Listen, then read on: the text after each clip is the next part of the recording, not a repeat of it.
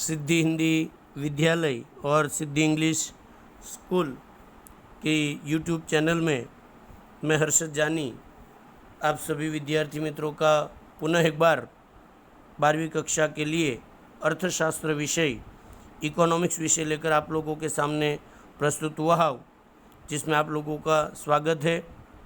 यदि आप लोगों को ये वीडियो पसंद आता है तो इस वीडियो को पसंद कर, लाइक कर, सब्सक्राइब कर, अधिक से अधिक हिंदी मीडियम के बच्चे जो 12वीं में हैं उनको शेयर कीजिएगा ताकि अधिक से अधिक बच्चे इसका लाभ उठा सके। अर्थशास्त्र विषय की शुरुआत करूँ उससे पहले सुंदर सा एक सुविचार अपन देखते हैं कि उम्र थका नहीं सकती, ठोकरें गिरा नहीं सकती।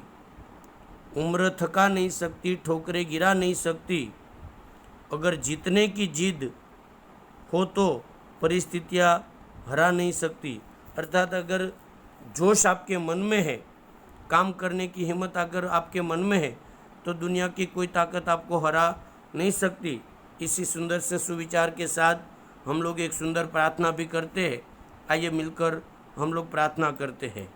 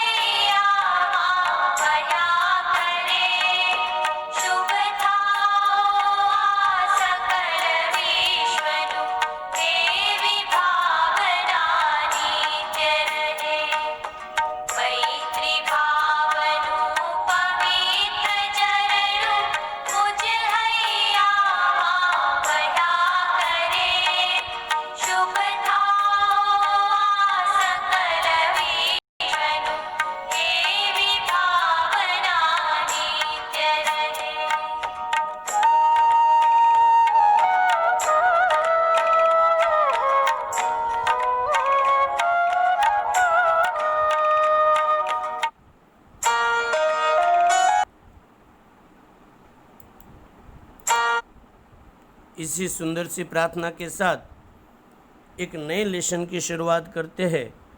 नया लेसन 5वां चालू करूँ उससे पहले हम लोगों ने चौथा लेसन जो था बैंकिंग और मौद्रिक नीति, उस लेसन को हमने पूरा किया था। 5वां लेसन हम लोगों का जो है वो है गरीबी। अब ऐसा लेसन है कि जिसका परिचय लगभग भारत के सभी लोगों को है और वर्तमान माहौल जो चल रहा है, बेकारी की वजह से गरीबी का बहुत सारे लोगों को सामना करना पड़ रहा है, उस माहौल के हिसाब से ये लेसन यहाँ पर उपयुक्त है।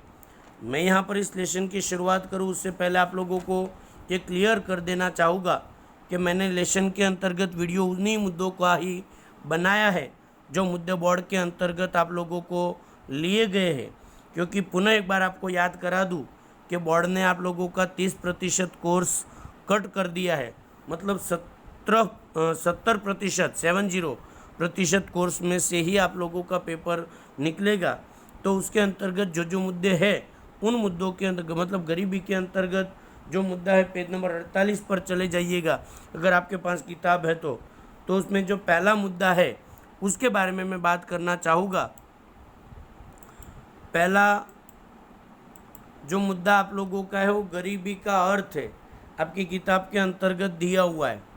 सामान्य गरीबी का जो अर्थ है आप लोग 10वीं के अंतर्गत, 11वीं के अंतर्गत कहीं ना कहीं पढ़ चुके हो, फिर भी एक सामान्य परिभाषा मैंने आप लोगों को बताने का प्रयत्न किया है। देख लीजिएगा एक बार, अगर नोट डाउन करना चाहोगे तो भी लिख लीजिएगा कि यदि व्यक्ति अपनी प्राथमिक आवश्यकता, अब प्राथमिक आवश्यकता कौन कौन सी सर, तो कि रोटी, कपड़ा और मकान। पुनः एक बार, यदि व्यक्ति अपनी प्राथमिक आवश्यकता रोटी, कपड़ा और मकान की प्राप्ति न कर सके तो उस व्यक्ति को गरीब और देश की संपूर्ण ऐसी स्थिति को गरीबी कहते हैं। इन शॉर्ट कहने का तात्पर्य इतना ही है कि यदि व्यक्ति कोई भी हो, वो व्यक्ति यदि अपनी दैनिक जीवन के अंतर्गत रोटी, कपड़ा और मकान जैसी नॉर्मल या प्राथमिक आवश्यकता को यदि पूरा नहीं कर सकता तो उस व्यक्ति को गरीब और देश की ऐसी स्थिति को गरीबी कहते हैं। गरीबी बढ़ने के पीछे कई कारण हैं, गरीबी क्यों बढ़ रही है उसका भी मुद्दा आगे आएगा, तब उसके बारे में बात करेंगे। फिलहाल गरीबी का अर्थ आप लोगों को क्लियर हो जाना चाहिए। 2 अंकों में पूछे तो 1 अंक तो परिभाषा का बनेगा। उसके बाद जो मुद्दे यहाँ पर आप लोगों को बनाने हैं उनके बारे में मैं बताऊँ तो पहला मुद्दा कि विश्व के सभी देशों में गरीबी का मापन क्या होता है, अलग अलग होता है। ये आप लोग भी जानते हैं कि विश्व के सभी देशों में गरीबी का मापन अलग अलग होता है। क्यों अलग अलग होता है? क्योंकि कोई देश का मापन कुछ और होता है, कोई देश का मापन कुछ और होता है। अर्थात समय, स्थान, समाज और देश बदलते ही गरीबी का स्वरूप क्या हो जाता है, बदल जाता है। अर्थात कैसे बदलता है सर? तो हो सकता है कि कोई देश में गरीबी का प्रमाण अधिक हो, कोई देश में गरीबी का प्रमाण कम हो, कोई देश में गरीबी कम समय के लिए हो तो कोई देश में गरीबी अधिक समय के लिए, कोई समाज में गरीबी कम है तो कोई समाज में गरीबी ज़्यादा है, वगैरह वगैरह वगैरह। नंबर 3, गरीबी 2 देश के रूप में देखते हैं, मतलब विकसित और विकासशील देश। अब सीधी बात है, विकसित देश विकसित है और विकासशील देश विकासशील है, तो दोनों देशों की गरीबी में भी अंतर पाया जाता है। हो सकता है कि मैंने जो सुना है उसकी बात बताऊँ कि अमेरिका जैसे विकसित देशों के अंतर्गत झाड़ू पोछा लगाने वाला भी मतलब लाखों कमाता है, तो वहाँ भी तो गरीबी होती है, लेकिन उसकी गरीबी का जो प्रमाण है वो अलग होगा। और हम लोग विकासशील देशों की बात करूँ तो वहाँ भी गरीबी का प्रमाण अलग पाया जाता है।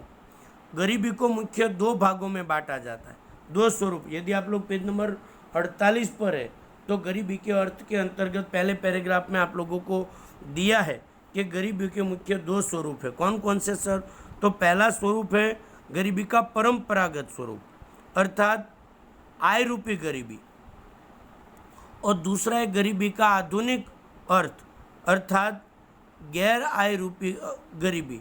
अर्थात जो पुराना परंपरागत पहले का है उसको आय रूपी गरीबी कहते हैं, और जो आधुनिक है उसको गैर आय रूपी, मतलब पहले आय के रूप में शायद हो सकता है कि पहले के समय में गरीबी को आय के आधार पर ही मापा जाता हो, और आज केवल आय नहीं, आय के अलावा अन्य भी बहुत सारी वस्तुएं इसके द्वारा भी आप गरीबी को माप सकते हैं। क्या है सर? थोड़ा उसके बारे में देखते हैं। अब मैं बात कर रहा हूँ पहला आय रूपी गरीबी। अब ये कॉन्सेप्ट क्लियर कर लेना जरूरी है कि आय रूपी गरीबी कहते किसको है। तो उसकी एक परिभाषा कि आय रूपी गरीबी किसे कहते हैं सर, तो थोड़ा देख लीजिएगा, थोड़ा ध्यान से समझ भी लीजिएगा कि जीवन जीने के लिए आवश्यक चीज वस्तुओं और सेवाओं को खरीदने के लिए निश्चित किए गए खर्च का न्यूनतम स्तर, अर्थात आय रूपी गरीबी। अर्थात इसका अर्थ आप लोगों को मैं बताऊं तो व्यक्ति को अपना जीवन निर्वाह करने के लिए सरकार के द्वारा कुछ रुपये खर्च करने के लिए निश्चित किए गए कि मानो कि भाई हर्षद सर का घर चलाना है तो इतने रुपये चाहिए। अब अगर मानो कि हर्षद सर इतने रुपये प्राप्त नहीं कर पाते तो हर्षद सर को आय रूपी गरीब के रूप में जाना जा सकता है। दैट मीन्स जो स्तर खर्च करने का न्यूनतम, ध्यान दीजिएगा, न्यूनतम स्तर जो नक्की किया है वो यदि व्यक्ति प्राप्त नहीं कर पाता तो उसको आय रूपी गरीब, और ऐसी स्थिति को आय रूपी गरीबी कहा जाता है। अर्थ शायद समझता हूँ कि समझ में आ गया होगा। उसके अंतर्गत दूसरा मुद्दा, ये गरीबी कैसी है सर? तो आय रूपी गरीबी को परंपरागत गरीबी अथवा प्राचीन गरीबी के नाम से भी जाना जाता है, क्योंकि आय रूपी गरीबी का विचार पुराना है, बहुत पहले था। वर्तमान में तो बहुत सारे अर्थशास्त्रियों ने इनको बदल भी दिया है, बट जब अपन अध्ययन कर रहे, जब पढ़ रहे, समझ रहे, तो इसको देखना बहुत ही जरूरी कि आय रूपी गरीबी को परंपरागत गरीबी भी कहा जाता है। आपके मन में ये प्रश्न उपस्थित होगा कि सर ये आय रूपी गरीबी का जो विचार है वो कौन से देशों में अधिक होगा या तो दिया होगा? तो आप लोगों को मालूम है कि आय रूपी जो गरीबी का विचार था शुरुआत में वो विकासशील देशों में अधिकतर पाया जाता था। इस प्रकार गरीबी का सामना करने वाले लोग, खासकर इसमें अनाज है, रोटी है, कपड़ा है, मकान है, पीने का शुद्ध पानी है, स्वास्थ्य, स्वच्छता जैसे अलग अलग सुविधाएं यदि प्राप्त नहीं कर पाती है तो इन सुविधाओं को प्राप्त करने के लिए खर्च नहीं कर पाते तो ऐसे व्यक्ति को आय रूपी गरीब अथवा परंपरागत गरीब के रूप में जाना जाता है। उम्मीद करता हूँ कि आय रूपी गरीबी का जो अर्थ है 2 अंकों में वो लगभग आपको समझ में आ गया होगा। ज़्यादा खींचने का तात्पर्य इतना ही है कि नया लेसन है। नया लेसन यदि आप लोग कॉन्सेप्ट जब तक क्लियर नहीं करोगे, अर्थ इसका समझोगे नहीं, तब तक इसकी जानकारी आपके लिए थोड़ी टिपिकल रहेगी।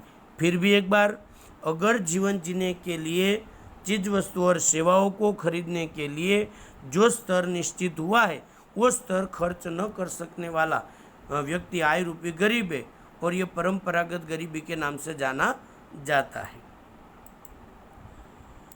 इसी के अंतर्गत दूसरा प्रकार है गैर आय रूपी गरीबी। क्या होता है सर गैर आय रूपी गरीबी? तो गैर आय रूपी गरीबी को क्या कहा जाता है? आधुनिक गरीबी भी कहा जाता है। अब आप लोगों को क्लियर हो गया होगा कि जो आय रूपी गरीबी थी वो परंपरागत थी, मतलब प्राचीन थी, और गैर आय रूपी गरीबी है वो आधुनिक है। उसके बारे में यदि आगे बात करूँ तो क्या आधुनिक गरीबी में अधिकतर तमाम प्रकार की सुख सुविधाओं की गणना का ख्याल तैयार किया जाता है। किसमें? गैर आय रूपी गरीबी में। अब वर्तमान बच्चे हो, लेटेस्ट सुविधाओं के युग में जीवित हो, तो मुझे बताने की ज़रूरत नहीं कि सुख सुविधा आखिरकार कहा किसको जाता है। इसी क्रम के अंतर्गत इस गरीबी का जो ख्याल है, पेज नंबर आप 49 पर चले जाओ तो आप लोगों को पता चल जाएगा कि इस गरीबी का ख्याल किसने दिया। संयुक्त राष्ट्र विकास कार्यक्रम, बोले तो UNDP नाम की जो संस्था है, उन्होंने इसका ख्याल घोषित किया, मतलब दिया। आगे का जो टॉपिक है आप लोगों का पेज नंबर 49 पर, वो टॉपिक का नाम है गरीबी का स्वरूप। अब ध्यान दीजिएगा, गरीबी का मापन जो था वो 2 हमने देख लिया, गैर आय रूपी और आय रूपी। यहाँ पर मैं बात कर रहा हूँ गरीबी का स्वरूप। तो गरीबी का मुख्य 2 स्वरूप है, 2 भागों में विभाजित किया गया है। एक सापेक्ष गरीबी और दूसरी निरपेक्ष गरीबी। आपकी किताब के अंतर्गत ये दोनों गरीबी का ख्याल अलग अलग पेज पर दिया है। मैं यहाँ पर पहले निरपेक्ष गरीबी जो आप लोगों के पेज पर है, पेज नंबर 49 पर, मैं उनके बारे में जानकारी देना चाहूँगा। सबसे पहले निरपेक्ष गरीबी कहते किसको है, निरपेक्ष गरीबी होती क्या है, निरपेक्ष गरीबी का ख्याल किस प्रकार काम करता है। 2 अंकों के अंतर्गत उसकी बात यदि मैं करूँ तो सबसे पहले उसका अर्थ, चीज वस्तु और सेवाओं को खरीदने के लिए सरकार ने जो खर्च नक्की किया है वह खर्च भी न कर सकने वाले व्यक्ति को निरपेक्ष गरीब, या तो ऐसी स्थिति को यहाँ पर नकर मतलब जो खर्च सरकार ने नक्की किया है कि भाई कम से कम हर महीने व्यक्ति इतना खर्च करने की क्षमता रखता होना चाहिए, पर यदि व्यक्ति इतना खर्च भी नहीं कर सकता तो ऐसे व्यक्ति को निरपेक्ष गरीब कहा जाता है। इस गरीबी को संपूर्ण गरीबी भी कहते हैं, कुछ लोग इसको संपूर्ण गरीबी कहते हैं। वर्तमान खासकर आधुनिक अर्थशास्त्री निरपेक्ष गरीबी का जो ख्याल है वो विकासशील देशों में अधिक प्रचलित पाया जाता है। दैट मीन्स कौन से देशों में सर? तो कि भारत है, बांग्लादेश है, नेपाल है, ऐसे देशों में इसका ख्याल अधिकतर प्रस्तुत होता है। इस गरीबी का जो क्षेत्र है वो व्यापक है। सर ये क्षेत्र व्यापक मतलब क्या? क्योंकि विकासशील देशों का जो प्रमाण है वो अधिक है, इसलिए निरपेक्ष गरीबी का जो क्षेत्र है वो भी अधिक और व्यापक पाया जाता है। इस प्रकार अंत तक आप लोगों ने ये वीडियो देखा। दूसरा जो टॉपिक है उसके बारे में भी बात करूँगा, लेकिन अगले वीडियो में। फिर भी अंत तक वीडियो को देखने के लिए आप लोगों का बहुत बहुत धन्यवाद। यदि आपको पसंद आए तो लाइक कर, शेयर कर, सब्सक्राइब कर, इसको अधिक से अधिक ग्रुप में शेयर करें। कोई भी प्रकार की तकलीफ़ है, उलझन है तो मेरे संपर्क नंबर पर हर्षद जानी 9825581539 नंबर पर संपर्क करके आप लोग कोई भी प्रकार की वीडियो से रिलेटेड जानकारी प्राप्त कर सकते हो। आप लोगों का बहुत बहुत धन्यवाद। जय हिंद, जय भारत, वंदे मातरम।